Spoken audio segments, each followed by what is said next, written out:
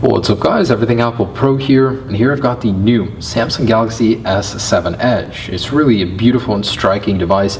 They've changed a lot of things on the outside. It's a lot curvier, smoother, and finish is different. All in all, it equals out to be quite a beautiful phone. Not only did they make it look better, but they also did add waterproofing. So we're returning to the old golden days of waterproof Samsung phones. The S5 was technically water resistant, not waterproof, but this one has a full IP68 waterproof rating, meaning it can sit in 1.5 meters of water for 30 minutes and come out just fine after taking all of your dolphin photos. So I want to put it to the test with this video. Is this thing really waterproof? Are Samsung's claims true? And as a point of reference, I've got an iPhone 6s Plus here. This thing isn't water resistant or waterproof or anything like that, but as your average smartphone nowadays, I want to see how a regular smartphone compares underwater to a Samsung Galaxy S7 Edge, which is said to be waterproof. So let's go ahead and test these phones, see how they do if the Galaxy S7 Edge is actually waterproof. And this is just a foot of water,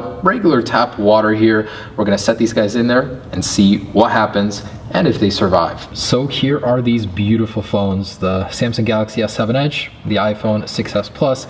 I'm not too worried about the S7 Edge. You know, the construction seems solid. It's a lot beefier as they did waterproof it from the inside out instead of just adding rubber seals around it like the S5. You know, I have good faith in Samsung. The S5, which wasn't even waterproof, did so well when I took it underwater. Whew. All right, so let's put these guys to the test. See how long the iPhone 6s Plus compares when it tries to compete on the waterproof level. Here we go. Whew. 3, 2, 1.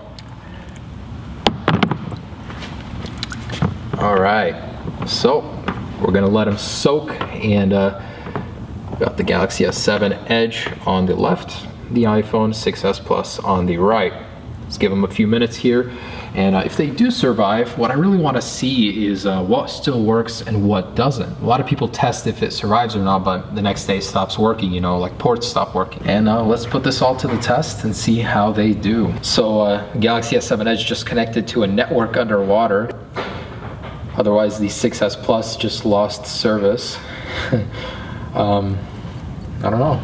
They still look good. All right, so we're approaching 3 minutes right now, so I'm gonna go ahead and pull them out and see how they're doing. Usually someone, if they drop their phone in the water, they're not gonna leave it there unless they want to intentionally record underwater. So at 3 minutes here, let's pull them out real quick. And we'll go ahead and pause on this guy. All right, so both seem to be working just fine. Both displays still work. It's like you can almost say the 6s Plus is waterproof, but we know that's not the case. It's only a matter of time. But both seem to be doing pretty good. I'm impressed. All right. So in they go again. All right, in the phones go again. Let's go ahead and start this timer again. And this time we'll leave them in for a longer amount of time. Let them really soak up in there. But I'm actually surprised the iPhone is doing okay, not showing any signs of water damage yet. The last one we tested didn't do very well. Maybe it was the iOS 9.2.1 update did something different, we'll see. But you know, about a foot of water in here, good amount of depth in there. Let's see how it really does. Now what's really cool about the S7 Edge and S7 is that they actually have a cooler inside of them. It's rocket technology, so there's a liquid that turns to gas and vice versa depending on how hot or cold the phone is, and I thought that was quite incredible. Something that's used for space travel is being used in a phone nowadays. And what's also cool is the way that Samsung made the Galaxy S7 waterproof is they did it from the inside out. Instead of just sealing up the ports, they sealed off the entire phone. They used a new technology to do so. And this thing, you know, it's already proving to be quite the waterproof phone, and something I wouldn't worry twice about taking to the beach or to any, you know, body of water. Now we don't know what kind of difference a salt water would do. Maybe that's a future test itself, but I'm curious to see what it would take to completely destroy this thing in the water, how far, how deep you'd have to go. But you know, in a regular foot of water, still doing good, both of them, the iPhone and the Samsung Galaxy S7 Edge. So we're approaching 5 minutes here, still doing good. Let's keep going and take it to 10 minutes, 15. And as far as other phones go that we've tested,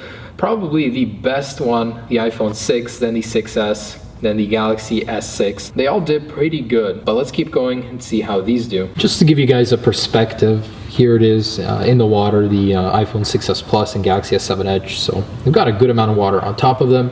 This isn't anything like a little shallow pan. This is actually a foot of water here. Both are still alive, almost at the 10-minute mark. We're gonna pull them out at 10 minutes and see which ports still work, if everything is working as it should, of course. After 10 minutes, if you haven't pulled your phone out of the water, you know, the chances of the 6s Plus surviving gets very, very slim. So let's go ahead and pull this guy out here in about 10 seconds. See how it's doing. Alrighty, let's pull these guys out. So here is the Samsung Galaxy S7 Edge and the iPhone 6s Plus. Both alive as far as I can tell. Display is working. Home button's working. I am amazed. What the heck? This guy seems to be working okay. So let's test the speakers, see if we can get some audio out of them. That is really, really quiet. That is seemingly too quiet.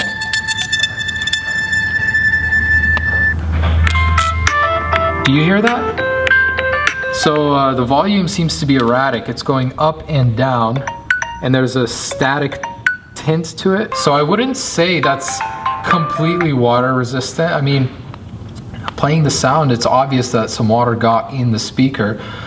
Whether or not that goes away, who knows? We can definitely start to see the evidence of the water damage right here. There's a little finger coming out of it. Otherwise, the phone is working, the audio is working. Let's test the cameras real quick. Still working good.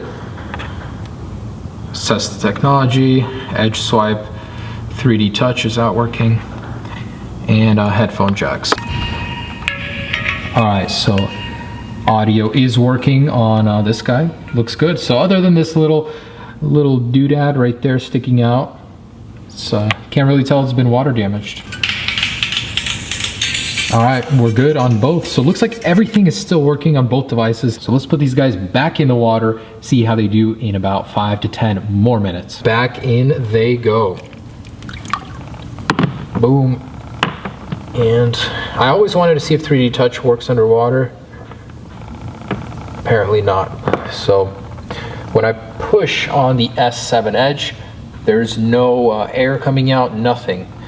And wow, the screen actually works underwater. What? I had no idea. So you can go and start recording, choose any application underwater. Wow. Okay, I'm honestly a little bit blown away right now. I had no idea that would something that would work. I can't get the Edge display to pop up, but you can actually use this thing underwater.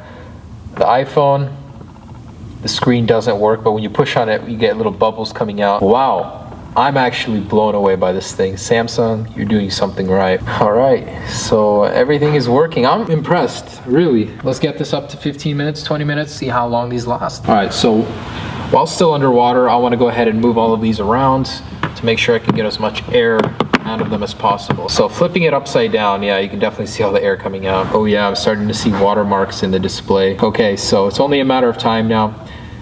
It no longer catches Wi-Fi underwater. And starting to see more artifacts on the display. Let's leave it. Shouldn't be long. The end is coming. All right, so the phone has restarted. I'm gonna go ahead and leave it in here, but you can see on the displays there's artifacts from the water and the shader on the whole left side of the screen. Yeah, so unless you want a cool new boot logo, don't put your phone in there. Ooh. Anyways, I think that is completely done. So I'm gonna pause it. Took about 15 minutes, and this guy is toast. So a lot of water is coming out of here. Look, I can squeeze it and it'll oh my goodness. Nice new water gun for you coming out of the side. Oh my goodness, that's a lot of water. I've never seen that before. That is cool. I want to show you guys how effective the iPhone makes as a water gun. So I'm going to fill this up completely. You want to squeeze the iPhone to make sure to get as much water inside of it as possible. Okay, so it is full of water now, and just go ahead and squeeze your phone. You can shoot up to 6 feet. That actually goes pretty far. Not bad. So if you ever lose your water gun, just grab your iPhone out of your pocket real quick. You got a few shots in there. Makes for an effective water gun. Okay, so it's on. And it's not on. Okay, it's done. So I don't know why that is. Like, you can push the display in and there's some giveaway and all that stuff is coming out now. So a ton of water coming out of here. Seems to be completely done. 15 minutes is what it took. Samsung Galaxy S7 Edge, still working, still fine. Let's pull that guy out real quick. As far as I can tell, this thing is working perfectly. I'm honestly impressed, very impressed how well it works with water on the screen, with it being underwater. That's great. A lot of people are going to enjoy this as a treat. So this guy, on the other hand, is done. It's now a brick, and definitely do not use your phone underwater. It cannot compare to the awesome new Samsung Galaxy S7 and S7 Edge. I really hope Apple follows in the footsteps of Samsung and goes ahead and releases the waterproof iPhone 7. The possibilities are great. Never having to worry about getting water in your phone, putting a case on it. That's something I could definitely use. So thanks so much for watching, guys. Just a fun little test to see how either one of these would do in the water. Obviously, not a good choice for the iPhone. Be sure to check out the drop test and the comparison itself. There's a lot of cool things to see about the Samsung Galaxy S7. Have a great day, guys. Peace.